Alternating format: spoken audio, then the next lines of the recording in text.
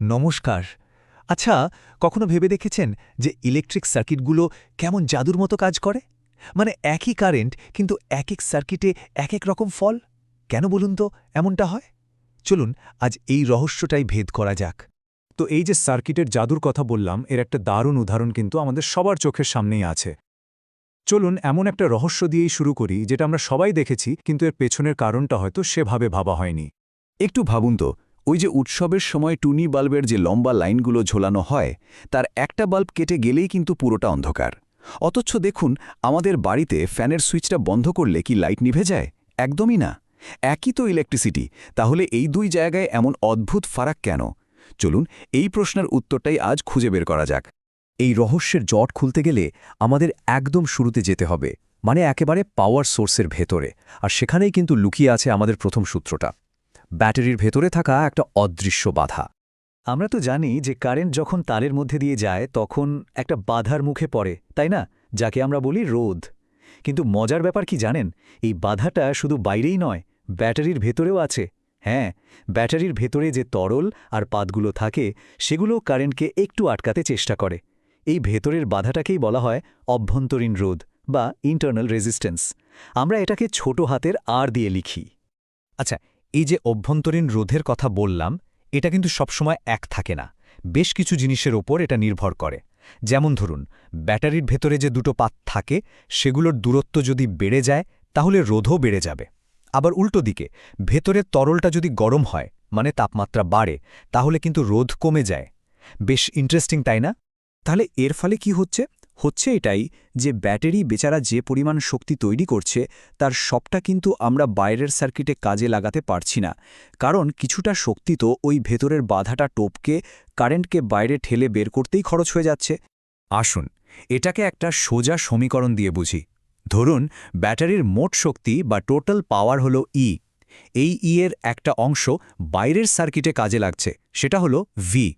আর আরেকটা ছোট অংশ ব্যাটারির ভেতরেই নষ্ট হচ্ছে, সেটাকে আমরা বলছি ভি। তাহলে কি দাঁড়ালো? মোট শক্তি ই সমান সমান ভি যোগ ভি। খুব সহজ, তাই না? আর এই যে বললাম কিছুটা ভোল্টেজ ভেতরেই খরচ হয়ে গেল, এটার একটা মজার নাম আছে। একে বলা হয় নষ্ট ভোল্ট বা লস্ট ভোল্ট। মানে এই ভোল্টেজটা ব্যাটারির ভেতরের বাধা পেরোতেই শেষ হয়ে যায়, বাইরের সার্কিটের আর কোনো কাজেই আসতে পারে না। সেজন্যই তো নামটা একদম সার্থক, নষ্ট ভোল্ট। আচ্ছা, এবার আসা যাক আমাদের সেই টুনি বাল্বের রহস্যের সমাধানে।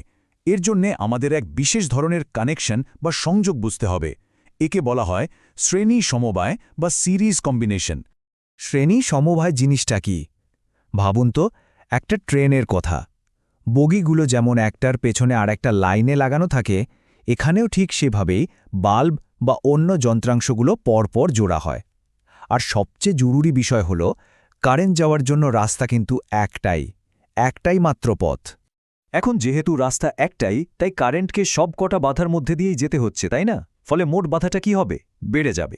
এখানে মোট রোধ বা ইকুইভ্যালেন্ট রেজিস্ট্যান্স হল সবগুলো রোধের সিম্পল যোগফল। মানে আপনি যত জিনিস যোগ করবেন মোট বাধা ততই বাড়বে।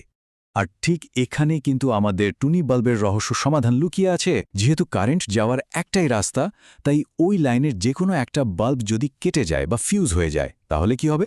পুরো রাস্তাটাই তো বন্ধ হয়ে গেল, ব্রেকডাউন। আর কারেন্ট যেতেই পারবে না, ফলে পুরো লাইনটাই একসঙ্গে নিভে যাবে। ব্যাপারটা এখন পরিষ্কার, তাই না? বেশ, তাহলে টুনি বাল্বের ব্যাপারটা তো বোঝা গেল। এবার আসা যাক আমাদের বাড়ির ফ্যানের রহস্যে। এর জন্য আমাদের আরেকটা কানেকশন বুঝতে হবে, যার নাম হল সমান্তরাল সমবায় বা প্যারালাল কম্বিনেশন। সমান্তরাল সমবায়কে আপনি একটা চওড়া হাইওয়ের মতো ভাবতে পারেন, যেখানে অনেকগুলো লেন আছে। এখানে কি হয়, কারেন্ট একটা জায়গায় এসে অনেকগুলো আলাদা আলাদা রাস্তায় ভাগ হয়ে যায়। প্রত্যেকটা যন্ত্রাংশ বা বাল্ব যেন এক একটা আলাদা লেনে থাকে। আর এখানেই আসল মজাটা। এখানে মোট রোধ বের করার ফর্মুলাটা কিন্তু একদম অন্যরকম। আর সবচেয়ে অবাক করা ব্যাপার হলো, আপনি যত বেশি রাস্তা বা লেন যোগ করবেন, কারেন্টের যাওয়ার জন্য তত বেশি অপশন তৈরি হবে। ফলে মোট বাধাটা বাড়ার বদলে কমে যাবে। হ্যাঁ, ঠিকই শুনেছেন, মোট রোধ কমে যায়। এটা কিন্তু দারুণ একটা ব্যাপার। তাহলে এক নজরে দেখে নেওয়া যাক এই দুই ধরনের কানেকশনের মধ্যে মূল পার্থক্যগুলো কি কি। দেখুন, সিরিজে কারেন্ট সবার মধ্যে দিয়ে একই যায়, কিন্তু ভোল্টেজ ভাগ হয়ে যায়। আর প্যারালালে ঠিক উল্টো, ভোল্টেজ সবার জন্য এক, কিন্তু কারেন্ট ভাগ হয়ে যায়। আর সবচেয়ে বড় পার্থক্য, সিরিজে মোট রোধ বাড়ে আর প্যারালালে মোট রোধ কমে। আর ঠিক এই কারণেই আমাদের বাড়ির ওয়্যারিং সমান্তরাল সমবায়ে করা হয়। প্রত্যেকটা লাইট, ফ্যান, টিভি সবকিছু যেন এক একটা আলাদা লেনে লাগানো আছে। তাই আপনি যখন একটা লেনের ফ্যান বন্ধ করে দেন, অন্য লেনের লাইটের উপর তার কোনো প্রভাবই পড়ে না। কারেন্ট দিব্যি অন্য রাস্তা দিয়ে চলতে থাকে। এভাবেই আমাদের দ্বিতীয় রহস্যেরও সমাধান হয়ে গেল। তো আমরা দুটো কানেকশনই বুঝলাম, কিন্তু এবার প্রশ্ন হলো কোনটা বেশি ভালো, মানে কোনটাতে বাল্ব বেশি উজ্জ্বলভাবে জ্বলবে। চলুন এর ফলাফলটা হাতে নাতে দেখে নিই। দেখুন, যখন বাল্বগুলোকে সিরিজে লাগানো হয় তখন কি হয়? আমরা আগেই জেনেছি যে মোট রোধ অনেক বেড়ে যায়, আর রোধ যদি বেশি হয় তাহলে কারেন্ট কম যাবে, তাই না?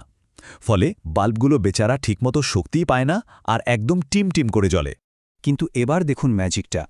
ওই একই বাল্ব দুটোকে যখন প্যারালালে বা সমান্তরালে জোড়া হচ্ছে, তখন মোট রোধ অনেক কমে যাচ্ছে। ফলে কি হবে?